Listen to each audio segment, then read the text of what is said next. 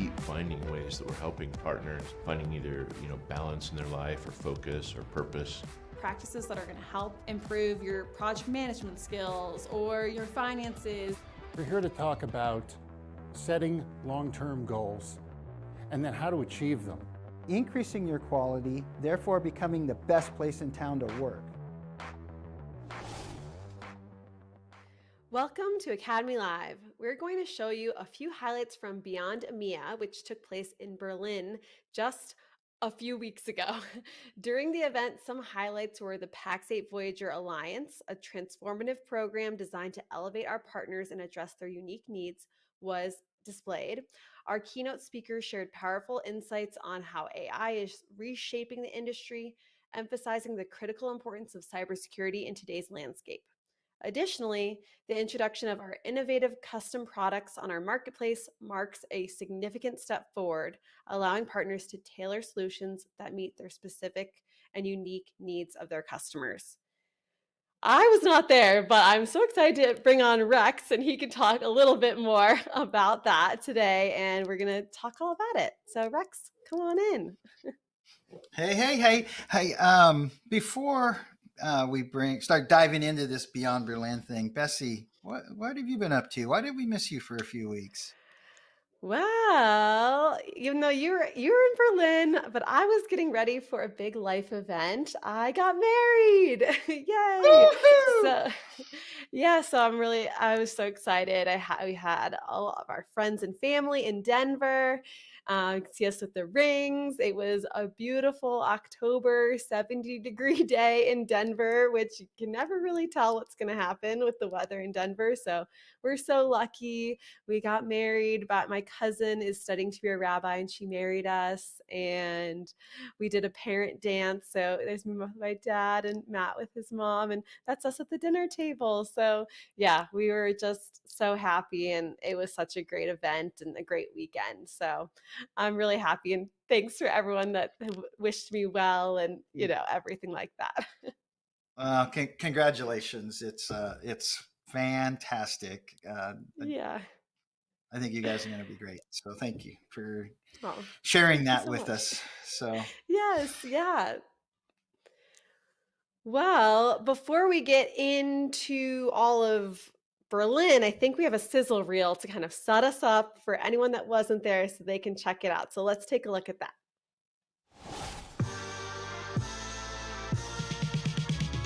Welcome to Beyond, our first all-partner European conference. I am super excited. Are you guys excited as we are? All right.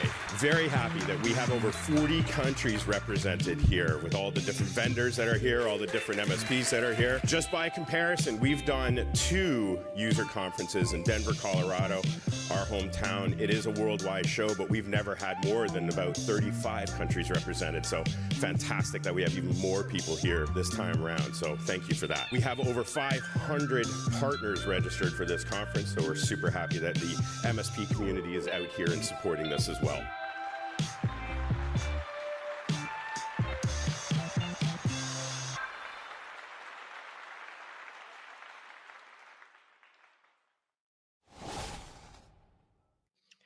That's pretty cool. And we were just saying, we love how there's 40 countries represented. There's just so many countries in Europe and surrounding areas, and it's amazing that it's so many people there. Rex, what were your thoughts about the event?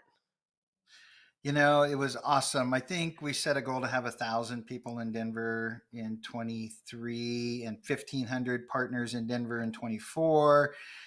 So Beyond Berlin, we set that initial goal at 500 and we crushed it, right? So that was definitely awesome. And what it did is it filled up the room and it created the energy.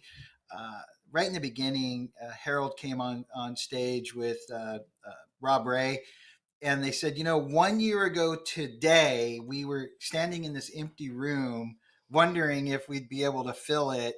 And, look around now, and there's the giant stage, and they're standing up there, and the whole room is just filled with people front to back, people standing in the back. I'd say the energy was awesome. We had a couple of product announcements with the custom products that you can put in the marketplace now. We had a ton of sessions, a lot of educational sessions. Beyond is already building its reputation for the educational content that's out there, right? It's not just sales Which pitch we after love sales pitch as after sales Academy. pitch. Yeah, so Academy, EMEA was a big part of putting that on.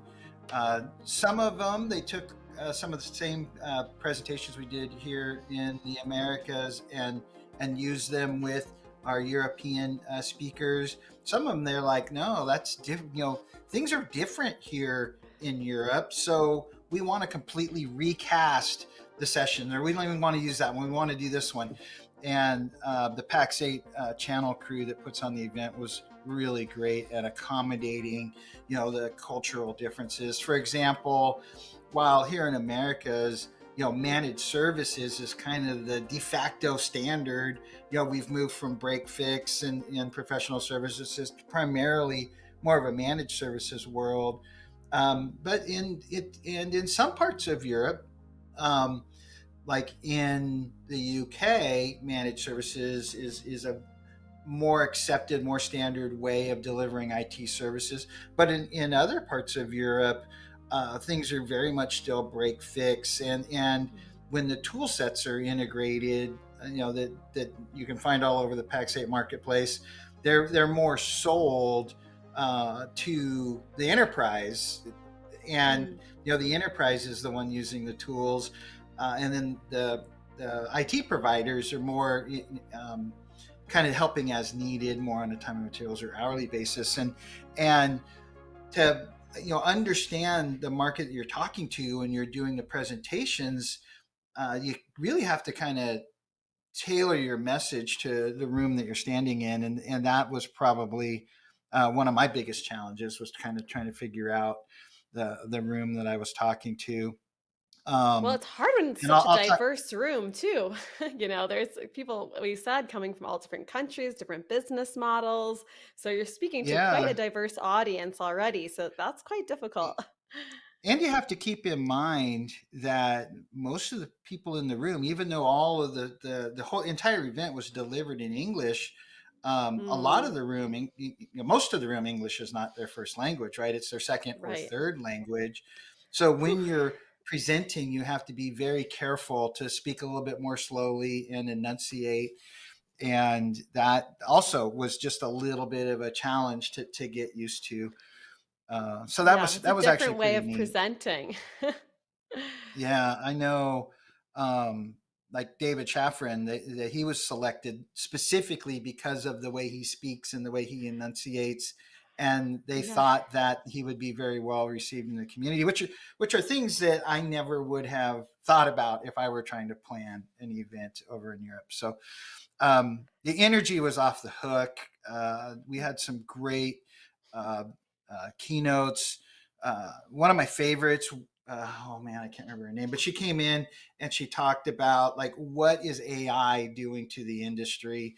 And Mm. the AI was sort of the talk of the event. What's happening with artificial intelligence and automation, and the AI related sessions just had, you know standing room only, crammed into the rooms.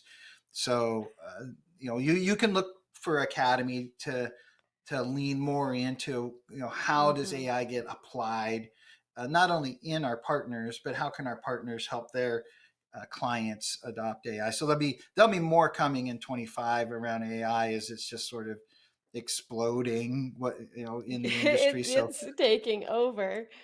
Well, Rex, yeah, you taught you presented two sessions. So the I first did. one was about, let me see, make sure I'm saying it correctly, how to rank your clients effectively.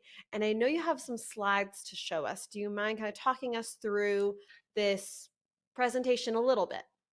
Yeah, I'm going to do my 30 minutes in 5 minutes, really TED Talk style here on this one. Yeah. But really, it's like, why I started with, why would we want to stack rank our clients, and then we really went into what are the four criteria. So really, they might be a high score in that they're a good fit with our company, that they're a culture match. They match our mission, vision, core values, and they listen to us and they take our advice and they do the things that we want them to do, right? That's one criteria. The second criteria is, are you able to manage their flat fee agreements, or even just the client in general, in a profitable way? All right, are your rates high enough? That kind of thing. The third one is, are they using your standard solution stack top to bottom? Because obviously it's you're much you can deliver a better service if they're on your standard solution stack. And then the fourth is, are they on your highest tier standard offering? And again, you can kind of rank each one if we move to the next slide, and just sort of get an understanding in each of these categories. Do they fit? I didn't see the slide change. There we go. Then now you're going to stack rank your clients, right? An A client is going to score well in all four of those categories. A B client will score well in at least three of those, C, two of them, and D clients, one of those categories. And then once you kind of understand who your A, B, C, and D clients are, your goal is to basically move your D clients out of the D client category. Now, for example, that doesn't necessarily mean fire them. It could mean maybe they scored really low in the profitability, right? So you can work on raising your rates, right? You can make them not a D client by raising your rates, and they agree to that, and now they become a profitable client, right? They move out of that D client category. And you're looking to move your B and C clients up into A and B clients, and then your A clients, what you're doing with them is you're trying to work with them as efficiently as possible, or try to deliver as much value to keep them your A clients and keep them happy. Because so often we're so busy dealing with the tyranny of the urgency in two of your in your C and D clients, that you just don't have time to deliver real value to your A and B clients. And guess which ones quit, right?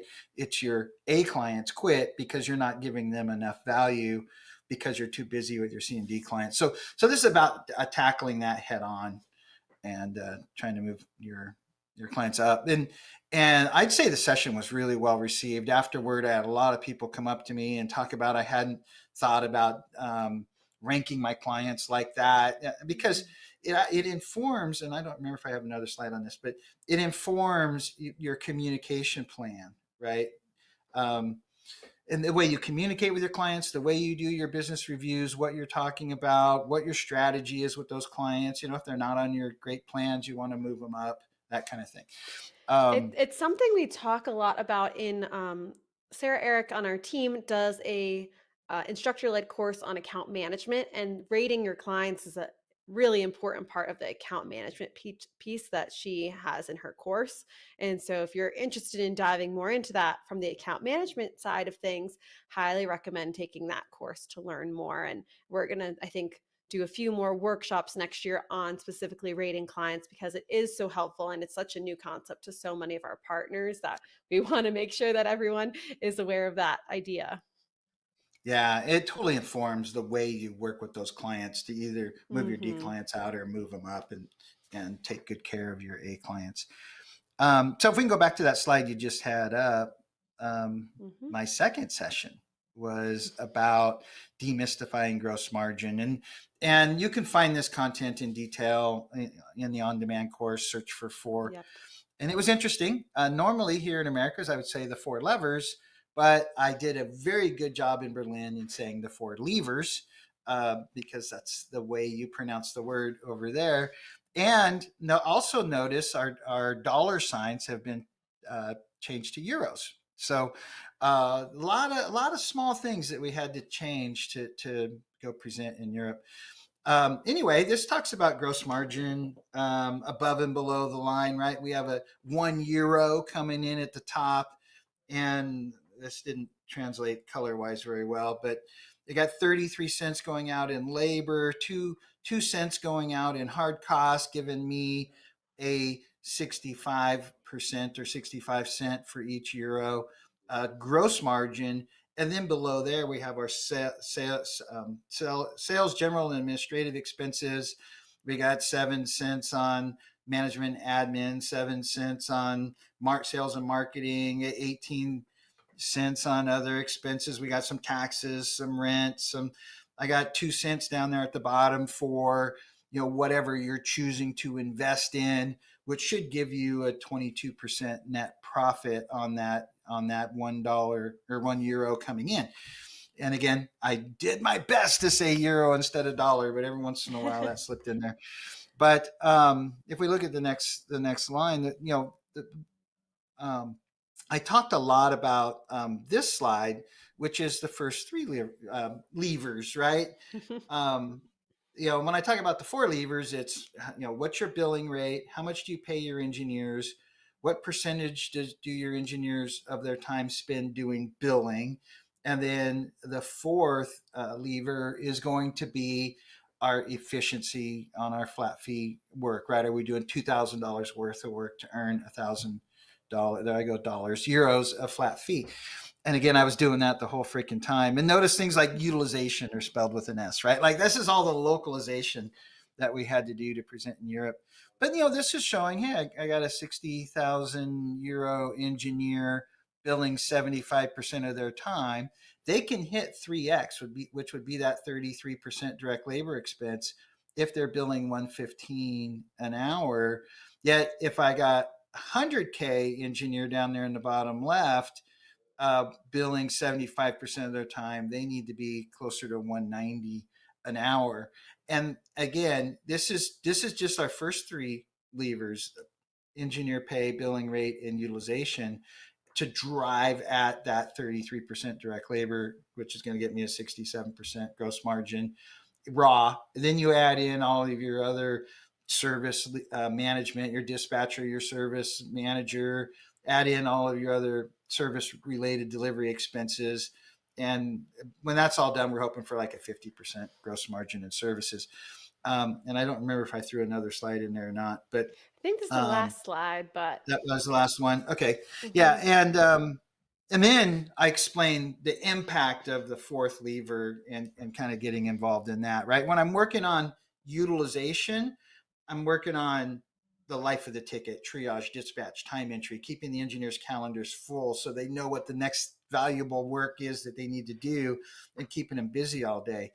But when I go to work on that 4th lever, instead of doing $2,000 worth of work to earn $1,000 flat fee, we want to do $800 worth of work to earn that $1,000 flat fee. Now I'm working on standardizing my processes, standardizing my solution stack, standardizing my documentation. That's the kind of work we do. And that 4th lever really has a big impact on gross margin overall. So I had a blast doing those 2 sessions in Berlin. I was happy I got to do them early for 2 reasons. Gave me an opportunity to talk with partners afterward at the social events and things, but it also freed me up so I could be done early and just enjoy the rest of That's the always event. a relief. Yes. Oh, awesome. Well, thank you so much, Rex, for sharing about your experience presenting and what you presented about. We do have some of these topics, like take a look in Academy On Demand to take a look at some of our on-demand courses that are related to these if you're interested in learning more. Our next segment we're going to talk about is the Women in Tech Happy Hour. So this is something that's been part of our flagship event in Denver, but is also brought to Beyond Berlin. So I think we have some videos we're going to take walk you through. This was coming from opening night of Pax8 Beyond EMEA. Berlin 2024 kicked off with an inspiring Women in Tech panel and happy hour. It was moderated by the VP of Legal at Pax8 EMEA, Michelle, and the panel featured a lineup of industry leaders. They shared their insights on navigating the tech industry, fostering innovation, and the importance of diversity and inclusion. I spoke with 2 of our EMEA Academy colleagues about their experience in the Women in Tech panel, and they shared that they really loved all the speakers, especially Dr. Julia Freudenberg from the Hacker School. She was very clear in articulating the importance of showing girls and women what is available to them in the tech industry. And overall, they had many interesting questions were raised and stories were shared about overcoming challenges. And then, of course, a few drinks afterwards. It's a happy hour. Were a great opportunity to continue those discussions with others, people around in the room. Now, Rex, were you able to stop by the Women in Tech panel, or what was your experience in meeting some of the people that were presenting there? I regret that I didn't go. I used the Next time time. actually to go cram, run through my sessions Yeah, again. prepare. So I was like, okay, I'm just gonna go study my decks one more time, Yeah, and I yeah. actually regret that I didn't make it over there. So Next time. um, Next time. yeah, I won't miss the next one because there was Yeah. some really quality content You in were there. telling me that the hacker school was something that was promoted or, throughout the event. Can you tell us a little bit what you learned? Yeah, so Dr. Julia Freudenberg is the CEO of Hacker School, and it's the charity that Pax8 elected to support for this Beyond Berlin, and it's about getting youth, actually primarily women or disadvantaged youth, involved in IT and programming and that kind of stuff, and it's just a fantastic charity. And that's actually why I'm wearing the rugby shirt today. I did buy this shirt from Pax8 Club that was set up with all the proceeds going to the charity. The back of the shirt has the nice Beyond Berlin logo on it on the back, and I also picked up the skateboard deck, the official EMEA Beyond 24 Berlin skateboard deck. So I picked that up again. All the proceeds going to Hacker School. So I had to wait in a pretty good line to pick that stuff up, and it was an honor to be in line. That's for sure. Oh, that's so awesome. Well, I hope everyone goes and researches this organization so they can, see if it's something that's available. Do you know if it's only available in Europe, or is it like a nationwide or international, I mean, um, I organization? do not know the answer to that question. I'm We'll, sorry. we'll have we'll have to look it up. We'll look it up and we'll Yep. find out. Well, we do have a video from one of our partners who's there. So let's take a look and hear from Vicky. This one. What I wanted to get out of it was to learn more, understand the selling and buying process a little bit more, and network with other MSPs to see what they were doing. Is there any pointers that what we can do? And so far it's come to fruition, and it's just stapled everything that we already do and what we're already doing. So it's enhanced that and made me feel a lot more confident knowing that I'm on the right trajectory. So everything that we're implementing in the marketing team is everything what Pax8 is telling us to do. The relationship with Pax8, they're like friends now. We speak to them quite often. We've got a Teams chat going so we can get answers to questions straight away. And the amount of support is just absolutely fantastic. And to meet people while we've been here in person as well, again, it cements that friendship and that partnership.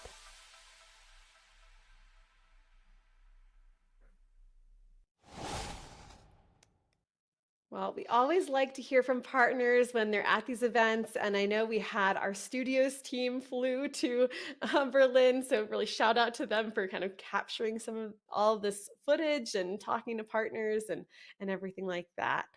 Rex, anything else that you'd want to add about your experience at Berlin this year? Otherwise, we have an exciting announcement about next year. Yeah, I think two things. I don't, in Americas, we have so many different events or trade shows that we can go to. Yeah. And the vendors are at all of them, right? They don't want to miss them, but the engagement isn't always great with the vendors. And I would encourage you; they're always helping pay for these events. Give them the time.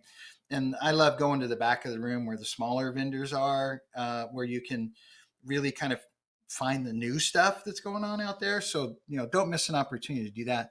But I don't think that there's as many choices in EMEA for a bigger tech conference to go to.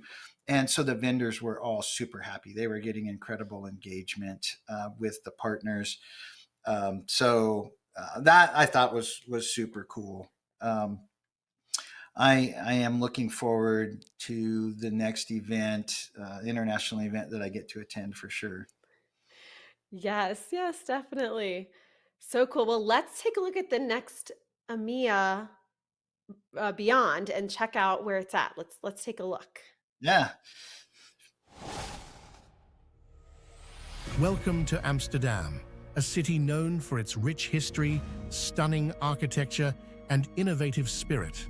Home to picturesque canals, world-renowned museums, and a thriving tech scene, Amsterdam is a hub for global connection and forward thinking. And there's no better place to host Pax8 Beyond than right here in Amsterdam. We heard Beyond 2025 EMEA is held in Amsterdam. We'll be there. I'll be in Amsterdam.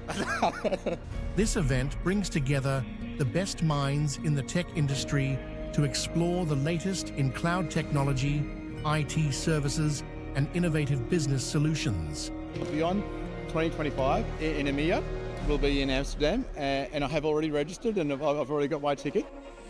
From deep dive workshops and interactive panels to exclusive product announcements and networking with industry leaders, Pax8 Beyond in Amsterdam is where big ideas meet practical solutions. What a great way to see another part of the world and learn from peers all around the globe. Beyond 2025 in Amsterdam, and I already booked. Be sure to register your spot for Pax8 Beyond in Amsterdam. I heard that it's going to be great, and we signing up for that. Taking place from the 5th of October to the 7th of October, 2025. Join us to connect, learn, and lead the future of cloud technology. Secure your place today.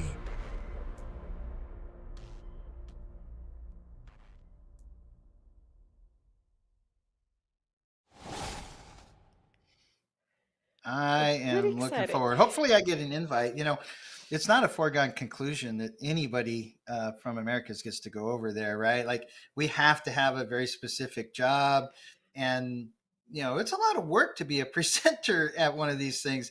Like we just finished the brainstorming session for possible topics for, you know, flagship in Denver in 25, right?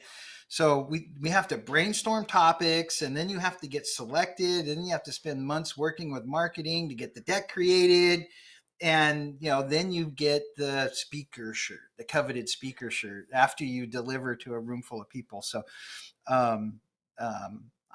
I hope I have a topic that gets selected, and I hope I get to go to Amsterdam, but I've been there once before. It was a ton of fun. I would encourage anybody that wants to go visit Europe, even from, you know, another continent. It would probably be worth the trip over. Definitely. Yeah, I can't wait to hear more as more details get released. Tickets are available, so if you are in the Americas region and you want to come to Denver for Beyond, you can sign up now, and you can also sign up for Amsterdam now. So check all those out, pax8beyond.com. Switching gears quickly, we are so excited to announce that it is officially Real quick, Betsy, I think that they're already about 25% sold out for Amsterdam. Oh my gosh. So, okay. I didn't even know that. So you got to get your tickets soon so you can make sure you have a spot secured. Definitely. I appreciate that, Rex. So our announcement is that it is officially 1 year with Sales Pitch. Yay! 1 year. We're just so excited that Keith Marciano has agreed to do these segments with us every single week. He brings a little nugget of sales content to all of our shows, and we're just so thankful to Keith. Here's some photos of Keith that we're just, and him and his baseball team, and here's he's doing result selling framework. Yeah. You know, this whole selling motion, Pax8 partners universally across the board say that selling to their clients is the biggest challenge that they have. And, you know, Pax8's under no delusion that our ability to grow is dependent upon our partners' ability to sell. So, and that's why, you know, we put so much effort into this result selling framework. If you haven't looked for it in the on-demand version, please go take a look at academy.pax8.com. It's got some prominent placement out there. I believe there's links to it in the new marketplace experience as well. You shouldn't have any trouble finding it. And the sales-related peer groups and the instructor-led courses that Bessie runs, all of that is kicking butt. It's getting great engagement. So if you don't want to get left behind in your ability to sell, you should go take a look at those. And Keith is just knocking it out of the park with all He the makes it work so he's been doing. relatable. He makes it fun. It's easy to connect. And so I know we're just so thankful for all of Keith's hard work this year. And our sales pitch today is going to be a special sales pitch to commemorate all of that work from this past year. Is there anything else you wanted to say, Rex, before we play the video? No, remember, this isn't just for the owners of the salespeople. Consider putting your engineers through the result selling framework so they can understand how to stop talking about the technical details of the pin and start talking about understanding what's the pain the client's experiencing and crafting solutions that resolve the pain and using a methodology to do that. So this isn't just targeted to owners or sales. This is the more people in your company that learn how to engage properly with your clients and prospects, the more successful you're going to be. Definitely. Thanks, Rex. Let's check out this week's sales pitch.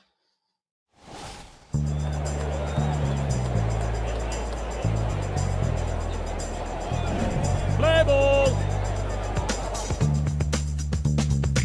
Today is a very special edition of Sales Pitch because it marks the 1-year anniversary of these segments. Time flies when you're having fun. Over the past year, we've tackled a lot of topics to help MSPs grow their business. To celebrate, I wanted to take a look back on some of my favorite episodes. So let's roll the clip. Hi, my name's Keith Marciano, and I'm a senior executive coach here at Pax8 Academy. I'm from Baltimore, Maryland, and I fell in love with the game of baseball. The home run, the dinger, the long fly ball, the tater. Since I'm a baseball guy and this is sales pitch, let me give you an analogy. Whatever you do during the next 30 days will typically impact your business 60 to 90 days from now. By having an ideal prospect, you can be more focused. Are you a wish, want, or make it happen person? Let's touch all the bases on some of the things that we'll cover in Result Selling Framework. You're not selling, you're solving problems. If you build it, they will come. There's no crying in baseball. You're killing me, Smalls. Don't be a lollygagger. A full pipeline cures all ills. Batter up. Develop a skill of patience, build familiarity, and build trust. That's how you get the base hits.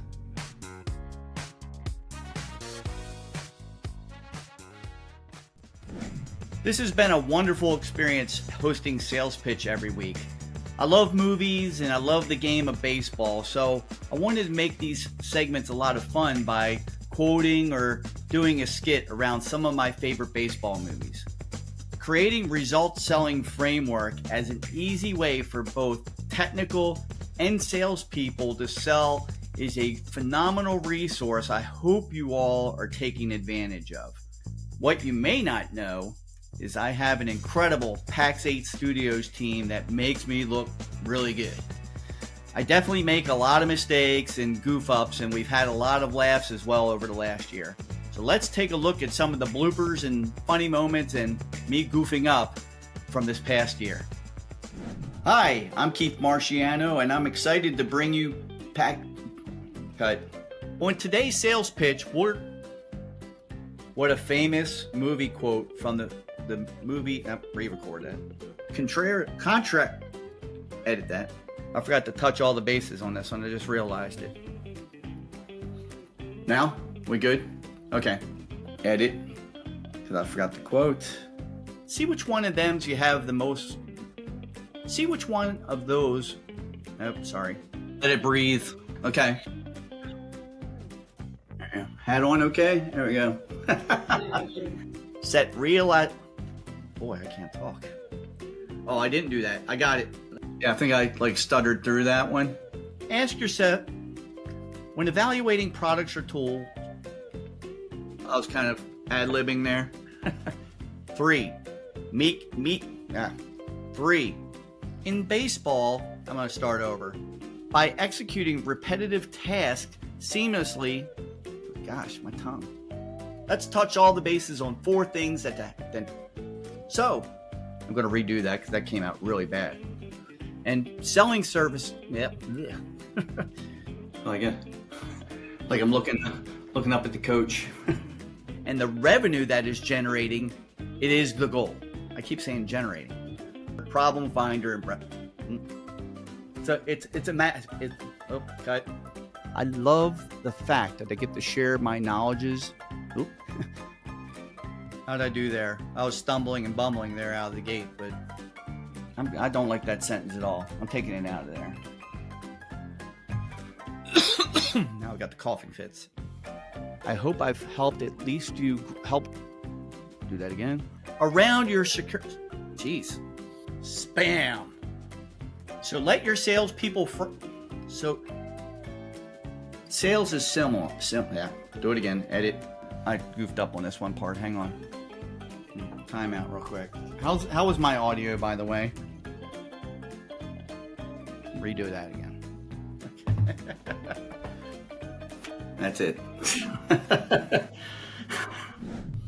As you can see, it's been a fun journey being able to share all these things I've learned, even the mistakes I've made when I was in the MSP world.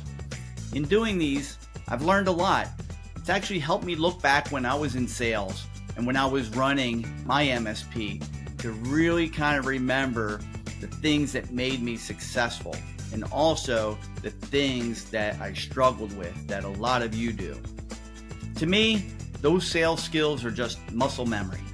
Putting the things that I've learned and the skills I've obtained into those segments is just my way of paying back the MSP community that's been so good to me. I hope these tips and ideas help your business. So thank you for tuning in. Keep watching. Now go grow your business and play ball.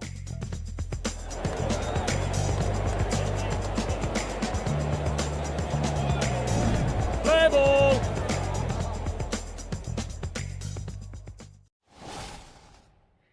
That was such a fun sales pitch. Again, thank you so much, Keith, for all your hard work. And thank you everyone for watching. Be sure to check us out next week. Our guest will be Gavin Klondike, and we'll be talking about deep fakes. This will be unlike any other show we've done, so make sure you tune in. Remember, we are live every Tuesday at 2 p.m. Mountain Time, and we're on demand always. So don't forget to like and subscribe to our YouTube channel. As always, just remember to ask yourself, what are you going to do differently tomorrow to improve your business? Thanks. Bye.